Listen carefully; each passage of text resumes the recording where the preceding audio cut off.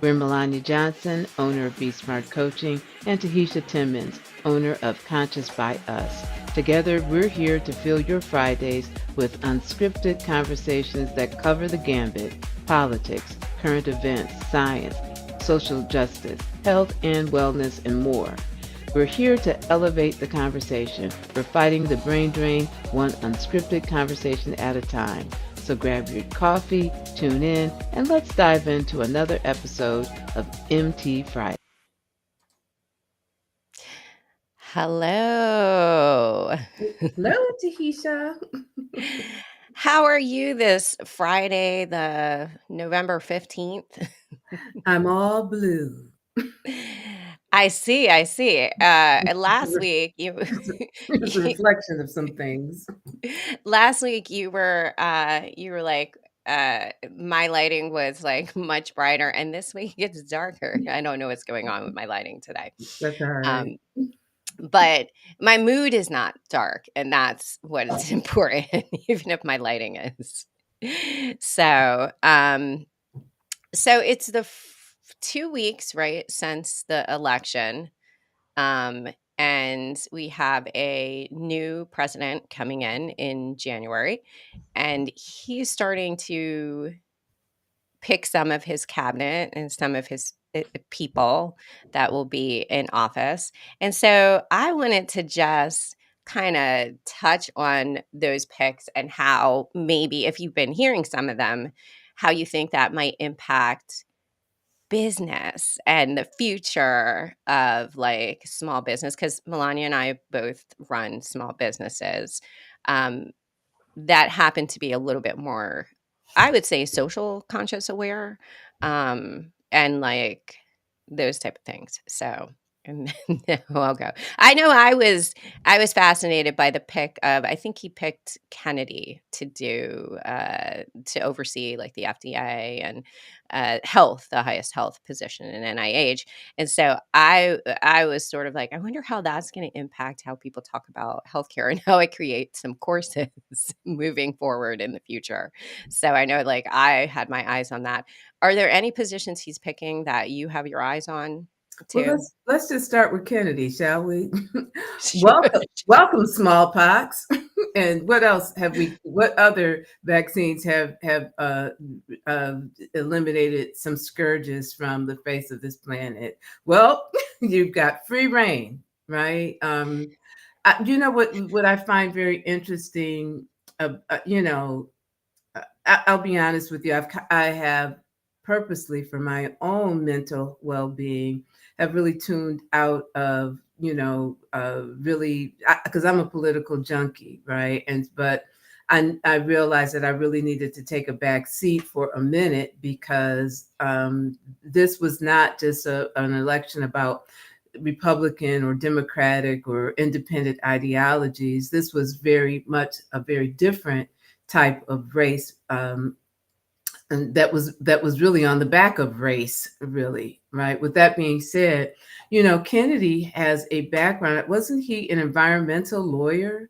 Uh, Yeah, and I so think that it, sparked some of his interest in health things. well, I can understand that, but you would think that someone that has a background in environmental law might be better used in terms of our, environmental, uh, um, needs in this time, especially. And I know that there are many on the right who are climate deniers. But and I think I've used this example here in New York State. In the past year, this year, New York State has experienced 30 tornadoes that have touched down. That is highly unusual for this area, for this state. Typically, you might have, I think it was 5 or 9, somewhere in that. But in this area, two tornadoes touched down, one in our downtown area and another further south of us in a suburb. These are events that don't happen. I've been on the planet for quite some time now. I've lived in this area for quite some time, and these are events that are not normal. right? You folks have been experiencing heat waves in the fall. Yeah. There Yeah. was a Last fire week, in Brooklyn, and I think it was Prospect Park. There was a brush fire in Brooklyn. because it's been very dry. It's been very dry here and very hot. We were under a no burn rule here in New Jersey because of how dry it's been, the heat. Last week, I want to say it was in the 70s. I know I was without a jacket, and then yesterday I was like in a parka, which always makes me worried about our wildlife, our plants and trees, like these extreme temperature changes and events. Human beings can escape from them in some sense by going into our domiciles, our houses, but there's nowhere for like our plants and animals to go that live outside primarily with these extreme weather changes. And so you make a great point. Why not put an environmental lawyer someplace where he might have some knowledge of the environment? But it seems like, and I'm not in Trump's head, that a lot of or at least some of the early ones that he's picked, have been more about like, what am I passionate about as the person? And then them saying, like, hey, I want to go wild on health, or I want to go wild on the climate or energy, or, it seems more driven by that than maybe experience. My biggest concern, really, honestly, is that, and I was thinking, I think I shared with you, life for many people on this planet has changed since 2020. Prior to 2020, I felt that my life was my own, right? I had control over my fate, and then came the pandemic, which then depended upon us having some humanity for each other and doing something as simple as wearing a mask, which people found to be politically incorrect and cause revolt. And so in some cases, right? And so now my health is potentially impacted by someone, Now we have seen since the pandemic here in this country, there is a real push against science and against facts, right? And so I am really concerned about folks who are conspiracy theorists in places of power, who are being fed really false and misleading information, who have their own pet peeves about things, now being in a position to impact rules and regulations that then will impact me, public policy that will impact me. And I'm not excited about the fact. I think that all administrations have a responsibility to put people who really have expertise in an area and really clearly articulate what those platforms are and where they're going. Not, so to be honest, when I saw RFK, and then actually, I'll be honest with you, it feels like a circus, right? This is the guy with the brain worm and planting dead baby bears in Central Park, and it's like, okay, we'll let the circus begin. So I'm going to play devil's advocate just And because. can you And can I'm you not, feel my look at you I know, I in see your this devil's look at me. advocate? Yes, yes, I am. And so I'm going to play devil's advocate in the one word that you said, people's like pet peeves that are driving them, right? So it's interesting that uh, though he may not have a medical background, his interest in health, if it was not leaning towards conspiracy theories, and I think most people are touching on, or most people are most concerned about his vaccine denial, right? Like, which seems like very much a health safety issue. And so he supported some conspiracies that have been debunked around autism and vaccines, having to do with mercury in the vaccines, and that is no longer in there. But my understanding is that some of that was a very highly profit-driven research into the environment and vaccines spilling over mercury into the environment, but that at the end of the day, it was about making some money in that situation. But it did spark his interest in health. Um, and so I think if it wasn't such a conspiracy driven, uh, anti-research conclusion that he came to, maybe we would be more comfortable with him.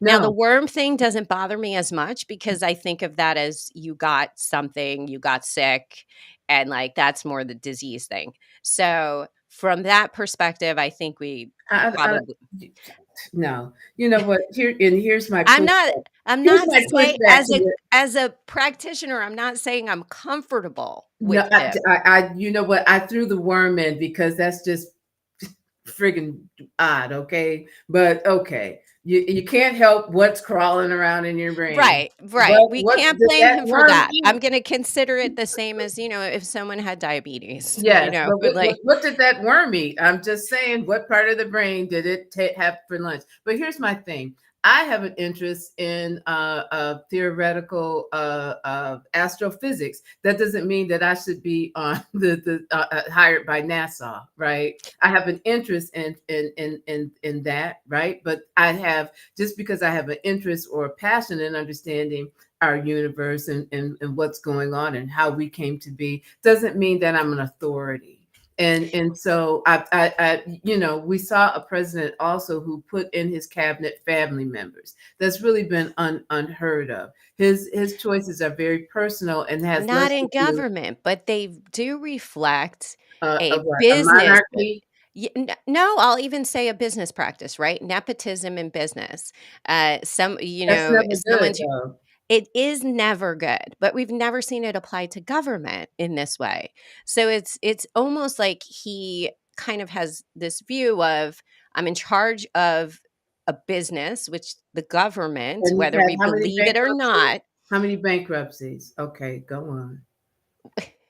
whether we believe it or not, the government is a business because it's run with capitalism theory. Like, it's a capitalist democracy. So I am curious to see what happens when someone has the control like a business would have, because now all three pieces are on the Republican side. What can be done if a party runs it like a business? Runs it very much on the what's in it for me, the return on the investment. But these are, and I will preface this with, these are very rich people running the business, and businesses are run for profit, and profit usually doesn't help those at the very bottom of that pyramid, which would be the working class in America, middle class, which is slowly disappearing. But I am curious to see what's going to be the impact for businesses, because even small businesses like us may have some positive impacts when it comes to the cuts and the benefits for being businesses. And then as you make more money in the business system, you get more benefit from that.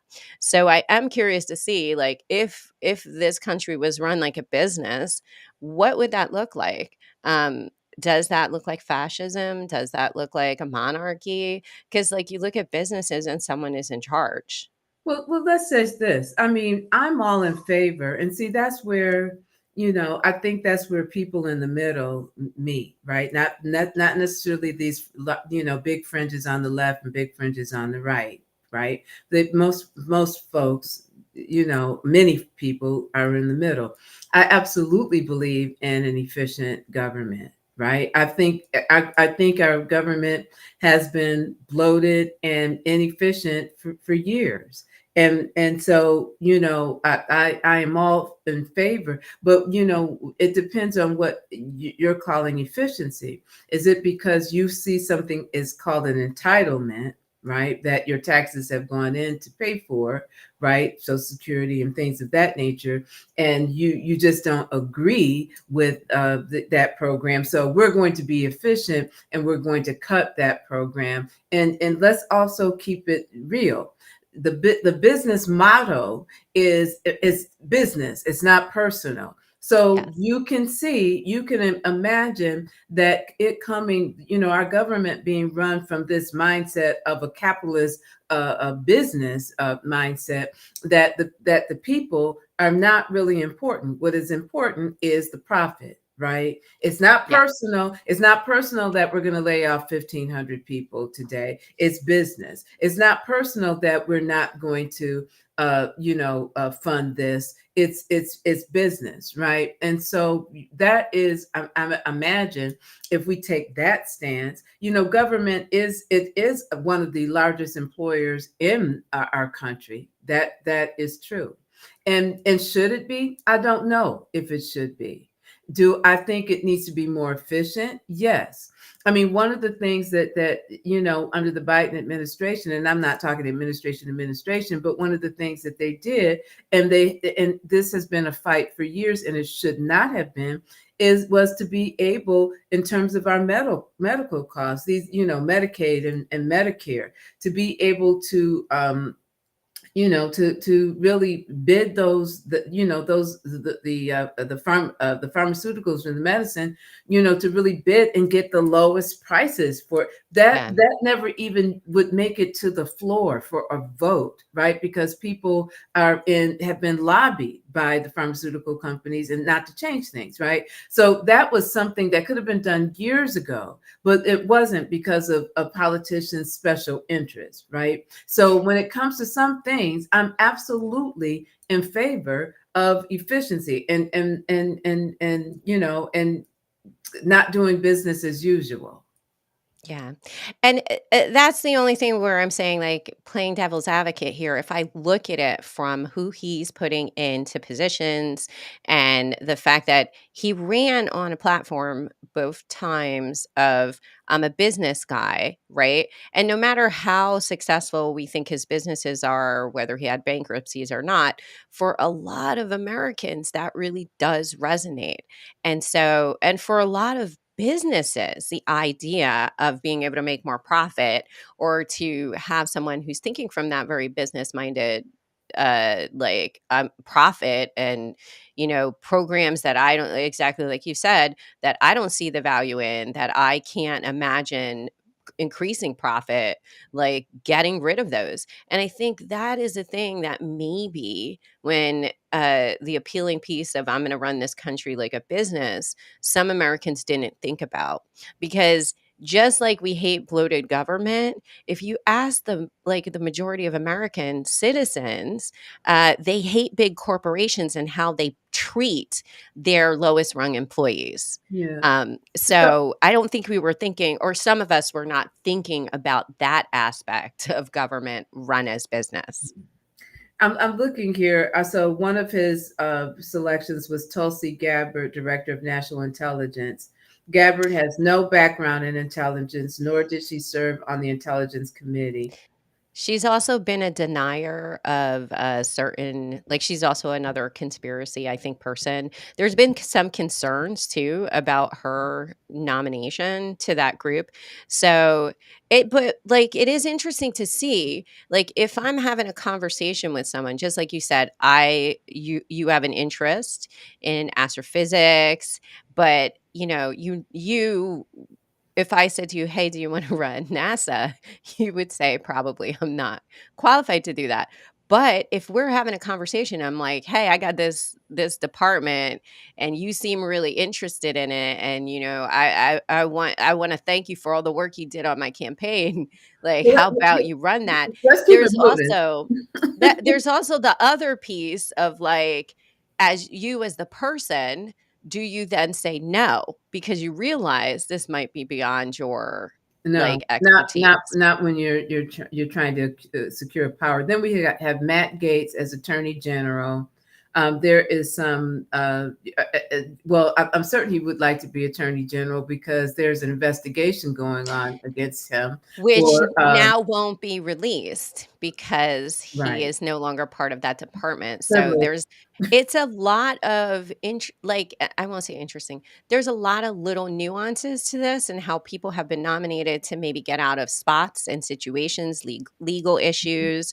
Matt Gatz seems like one of those those.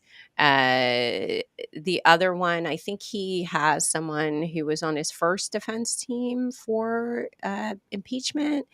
One of his lawyers who has been placed in a position. There are a lot of male nominees, but that didn't surprise me. What is surprising is when I last looked, I didn't see where I know Elon Musk has been a lot. There's been a lot of talk about Elon Musk, right? And like He's him going to serve joining. on some cabinet. I think Yeah, some department of something having to do with government efficiency. yeah, and then, like, I think I mentioned to you briefly. So in reaction to and Elon Musk's 2 big businesses, right, or 2 things he's Department known of for, Government Efficiency, him and efficient. Vivek Ramaswamy. Okay, okay. Um, so and I mentioned this in response to, like, some of the placements. So he has X, and Blue Sky app has been something that people have been joining who, like, in response to not wanting to be on X, right? So and Elon Musk is interesting because now you have, like, a complete control of, like, communication. I've heard, like, but this is probably more, like, I don't wanna say conspiracy theory, but, like, efficiency and regulations and, like, control of those things. If you own a company and a major company, uh, should you then step back if there's some, like, it almost feels like that's a conflict of interest, right? To be in government and then own or have one of these major communication companies. And then the question comes up with social media, right? Like a lot of people are in social media. That is, I would say, the primary way that a lot of people get their news, their information. Um, and so if social media isn't run with neutrality now, what does that mean for how we share information too? Do you know what I mean? Like, in some ways that feels scary too. Well, you have to look at many. What like Bezos is he's the what is he the richest man or almost? I don't know. He's among the most richest humans on the planet, and he owns the Washington Post. Right? There's other folks who are in the media who are billionaires, but I go back to what I say almost every podcast. Right? That we're not a democracy there. If you look, and I was thinking about this last night, if you look at any government, whether it's communist, socialist, democratic, democracy, at the root of it is not those theoretical government theories and action. What is in action is plutocracy, and that is a government run by the rich. That's what that there are plenty of oligarchs in Russia, right? There are, if you look into some countries that are socialist countries, there are those who are extremely rich, and there are protections for all of those and considerations for all of those rich people in every government. And those rich folks exact pressure on government to do things that benefit them, right? There was billions of dollars or millions of dollars poured into these elections from people who are very wealthy, right? And so we fool ourselves into thinking that we are a democracy, but we're not. We're a plutocracy. And so it's not surprising to see people who have their own self-interest. Elon Musk has a lot of contracts with the United States government for satellites. He's in control of a lot of things. He is a very powerful man, very powerful. And it is quite scary that one person that has that much power and that far a reach into our government, protections and functionings, that one person is seated with that much power. Yeah, but it almost makes me think about the fact that so the pandemic happened and the APA had, I guess, post-pandemic released how uh, we were almost in this collective trauma, right? Recovering from collective trauma. And I start to wonder, when so many people are suffering from like PTSD, from collective trauma, if you don't seek to have someone telling you what to do, because it's just easier for a lot of people. And if you return to like a very controlled government and systems that tell you like this is what you have and you don't have to make a lot of choices, I wonder if this is like almost a knee-jerk reaction to that, the sense of comfort, wanting nostalgia, wanting the idea of strong government and not having to, because you and I have talked about the sort of the drain on energy to be in a constant political cycle where it feels like nothing gets done and you're constantly feeling like part of your job as the citizenry is to almost have a second job looking up political information so you can be informed, and parsing out what's true, what's real, what's not. And I think that is some of this too, like this feeling of exhaustion, all of these things tie together to why maybe we are moving back to uh, governments that resemble governments of the 50s and 40s and 50s, where we had this myth of the strong leader and just getting a lot of stuff done, um, which I think he appealed to. I don't know if that's actually going to happen, but I think he appealed to those wishes and that need for safety. I think that that's very generous. I think that people have been sheep for a long time, and I'm looking at a quote from.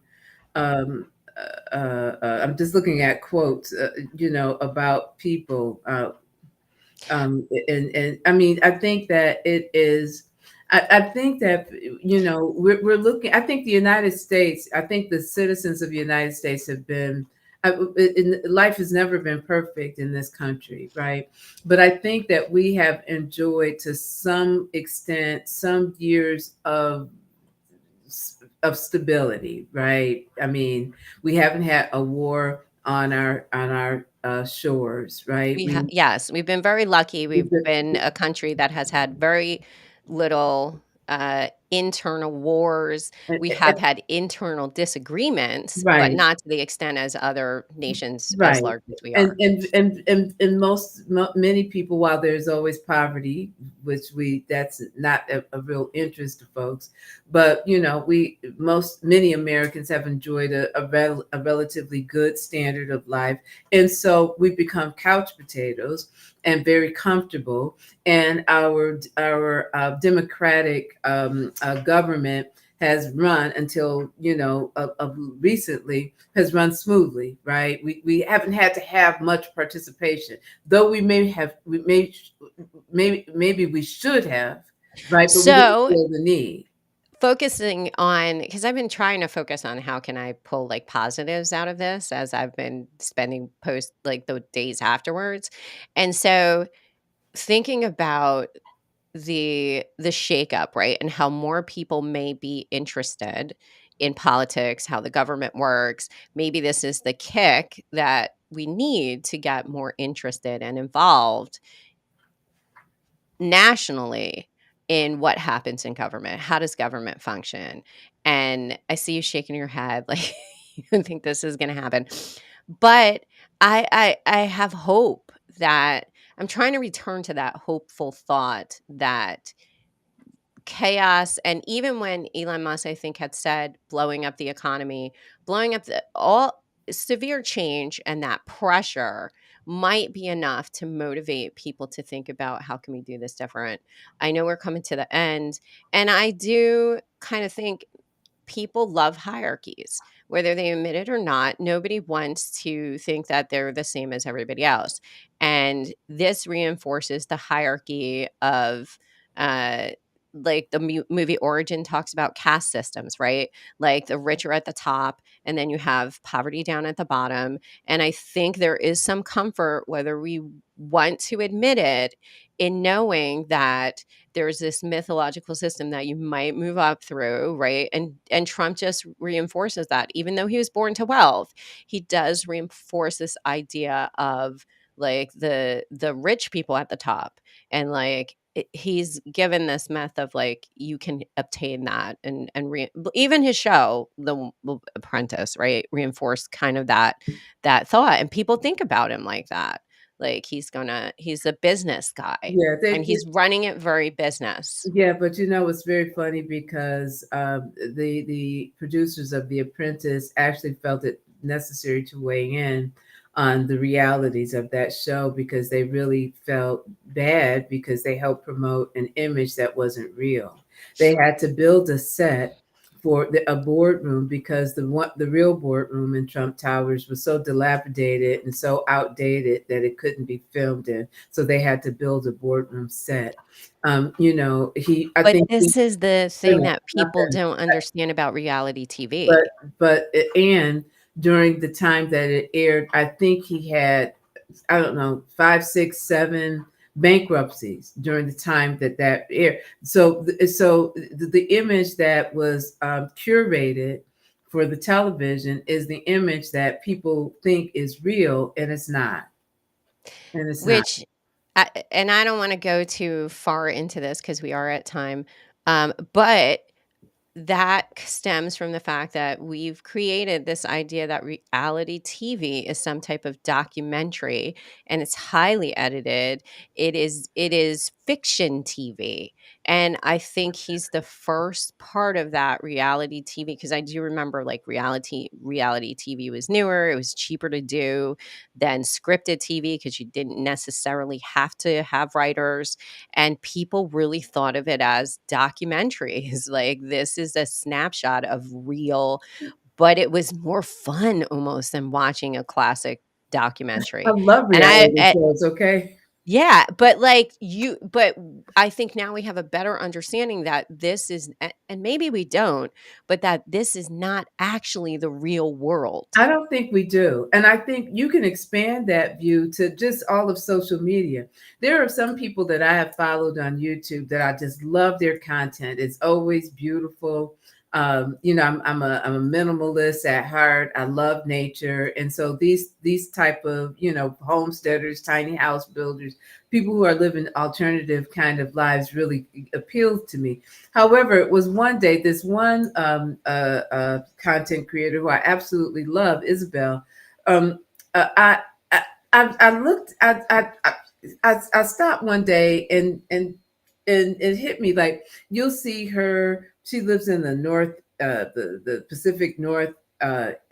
West, and you'll see her walking through through meadows or walking down a path, and I thought to myself, wait a minute, so let's put our thinking caps on. So she had to set up the camera, right? Then she had to do a test run to see how it looked, right? Then she had to come back and probably do it a number of times until it got it straight. And then we get to see the finished product, and we just think, oh, that this happened. And when I realized, I was like, man, this is all curated. It's not really real. And that's the reality that we face. Like most of the stuff that we see is very much curated. It's not real, right? I mean, yes, walking in a beautiful place, that does exist. But what we're consuming hours and hours of curated content, that is, yes, yeah,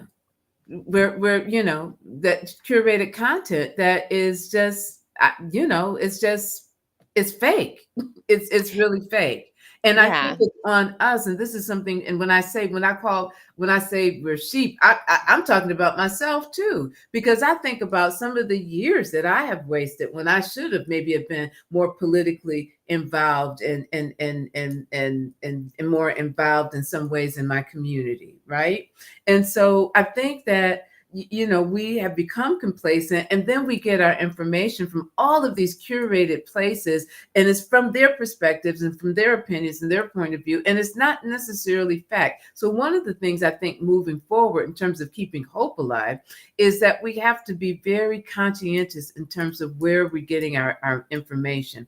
I saw a webinar the other day that says, if you present facts or if you present information, it should be impeachable, right? So we should be looking for those resources, those information resources, that their information is impeachable and not opinion. Yeah, and most of the information we see on social media is very much opinion. And we're streaming to LinkedIn today. And I do want to say, like, LinkedIn, often we don't talk politics on LinkedIn, right? But as you mentioned before, the government is one of the biggest employers in the United States. So, should we also be talking more about politics and business? Because business is impacted by politics. And most of us in our personal lives don't talk about, or not personal lives, in our business lives, we've been taught to not talk about politics. And even, I know there's some constraints legally on how businesses contribute to political elections, but they still contribute. And so, what does it look like now because I know there's conversations in the general public looking at, well, how did businesses contribute to different political groups? And how did their CEOs contribute? And it gives me a little bit of a pause, because if we boycott certain businesses, because I've seen that, like, don't go to this business because they funded a certain group. Is that a way to hold businesses accountable for how we in our personal lives are feeling? Or should businesses, who we've already acknowledged have a lot of risk or benefit, depending on how governments go, should that just be, part of how businesses practice? Like, because if we look at the things we buy as small businesses, right, I want the one that's going to be the best for my business. And so when we say, like, oh, these groups are funding, like, a candidate who I may not agree with from the social piece, but from this is going to make my business hugely popular, should we be mad at them when they go for what's in it for them, right? The return on investment. If Are they held to, because they're not people, businesses are always not about the personal. Should they be held to those same ethics and morals we apply to individuals? I think we as consumers see, again, this is work, right? It's work, and I don't want to do work, to be And honest. nobody wants to do work. It's really to be conscientious in terms of how you spend your money, right? Like, again, Bezos did not endorse any candidate He this didn't. year, and We want to be clear with that. He did not. no, he did not. And so you go, well, over a quarter of a million people canceled their subscription to the Washington Post, right? But how many of those that 200,000 plus people also swore off of Amazon? Mm-hmm. And I'm like, And then well, the question is, from the perspective of the big billionaires that are out there, do you then rank them like a hierarchy on which ones are the worst, right? So, or which ones don't necessarily resonate with your emotions and feelings about how the election went, and what's in it? Because we're also thinking personally on the level, what's in it for me? Where's my risk? Like, the social policies for marginalized people often are more important than maybe the fiscal piece, because I might be cut out of the fiscal piece anyways. And now I'm trying to preserve and keep the small pieces of social like benefit that I have. but you have to stop to think. I mean, how our government runs affects everybody. As a small business, how many small Yes. businesses out there are depending upon the Affordable Health Care Act, for their insurance, right? They use that for their insurance. Well, if that goes away, then now that puts them in a more stressed place. One of the things when we talk about government and business, it is the cornerstone of many elections that they talk about. Small business is the backbone of America. Well, if we're the backbone, then where are the supports, right? Where are the supports for us to be able to go into a healthcare system, right? And to be able to get competitive healthcare insurance, right? As a collective of small businesses, where does that exist? It doesn't, right? Well, and then also, how do larger institutions work with small businesses? You could have some legislation or policies that say you have to have a certain number of small business candidates competing for contracts. So that would be ways to help like small businesses. So it like when you look at policies and getting rid of some policies and regulations, will those then shift to benefiting larger companies that have invested in certain candidates who have the power to lobby for certain policies? We don't talk about that enough when we talk about small business. And And then then there's the cost of small business. Like when we say shop small, like what I could get on Amazon for $5 might be $25 at the small business. So when we say we don't want some of these things, as regular citizens, are we willing to pay more? And we see that people aren't, because one of the biggest complaints is the rising cost of things. So what are we willing to sacrifice? Because I will admit that I do like Amazon. Like I do use Amazon, and if I want something, I'll go and it comes in a few days. And what does that look like with tariffs? Because a lot of the things on Amazon don't get manufactured here. Um, and so like I was someplace recently, and I thought to myself, I flipped out my phone and I was like, I wonder how much this is on Amazon or Target or like another big company. And so our access to that also, because we've been taught, and you mentioned thriftiness, right? Americans are cheap. We come from a culture of thriftiness and get it for the lowest price, bargain hunting, right? A Puritan nature of being efficient and not having excess. Yeah, we have tons of excess in the US, but we like to think we're hustlers and we're like negotiators. We're more comfort leaning. But what would that look like if you could not, like in your local small business, be like, oh, this candle's $25. Can I get it cheaper at Bed Bath and Beyond that smells like pumpkin? And how many of us do that, but then say, hey, we want to support small business? Yeah, I mean, the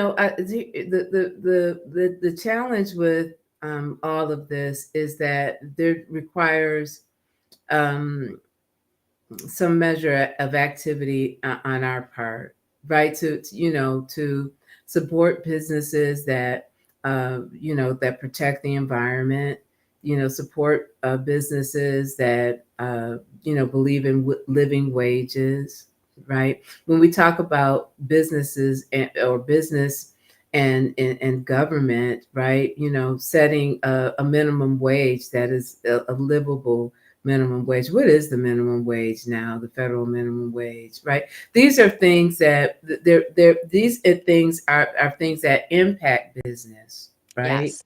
And so we, our government, like it or not, is very much entwined in our lives. When we think of big tax cuts that some parties talk about or promise, they're not focused towards small businesses. They're focused towards behemoth or companies, right? Not that the small business is easy to trot out during election times, right? Let's prop up the small business, and as soon as the election is over, it's forgotten, and you can go back to struggling, on your own, so to speak, without again, it feels like we're a prop as opposed to having real legislation that really promotes innovation in small business, outside of conglomerates. And, I think there's also a myth that gets told to small businesses that they can grow to being a conglomerate, right? But some businesses will not become a target just because of the constraints of the type of business it is. I can't imagine there's this store in my town or in the town next to me that sells like Wiccan candles and stones. And like, I can't imagine that as a chain, but we kind of sell that concept to small business like, hey, become a business, then you'll make, 6 figures a quarter. I can't imagine how this store would make 6 figures a quarter, right? Unless it became a giant conglomerate. So we sell that to small businesses too, that, own a business and you'll make tons and tons of money. Well, depending on your passion, that might not be true. So there are small businesses that are constrained by just what they do. And I think those are the businesses that suffer the most, probably, in systems that are more for that growth Yeah, towards I, conglomeracy I or like think larger organizations. I think that the healthcare situation is a big deterrent for people starting businesses. Again, if Or even small, how to run a business. yeah, if small businesses are the backbone of America, then I would appreciate a government that really put a focus on small business and the supports that would be beneficial for maybe you are in a position that you'd like to expand and hire people. Well, people expect insurance when they take jobs, right? So as a small business, you have to be able to afford to do that, which means that affordable health care which is something that our government is involved in, right? Would be something that I would hope that they would champion, right? So, it's I am trying to figure my way forward, and the uncertainty is really quite disturbing because we don't really know what our future is going to be moving forward. But we're still meeting on Fridays, right? To Yes, and you know, we're still meeting on Fridays, and we are still filling the brain drain and talking about politics and social justice and healthcare and small business and just like the stuff that you see in the news, whatever that may be. Um, and I think we are trying to, because we're both owners of small business, we always focus on trying to see, like, well, maybe there's some positives in this, right? Out of chaos might come beauty, out of change might come something wonderful. But I'm going to close us out. We're so glad for all those who jumped on and joined us. And we hope to see you next Friday if you loved what we talked about. And I'm Tahitia. This is Melonya. and we'll see you next Friday. Bye. Bye. Thanks for joining us on MT Fridays. If you enjoyed today's conversation, be sure to like, subscribe, and share for more insightful discussions every Friday.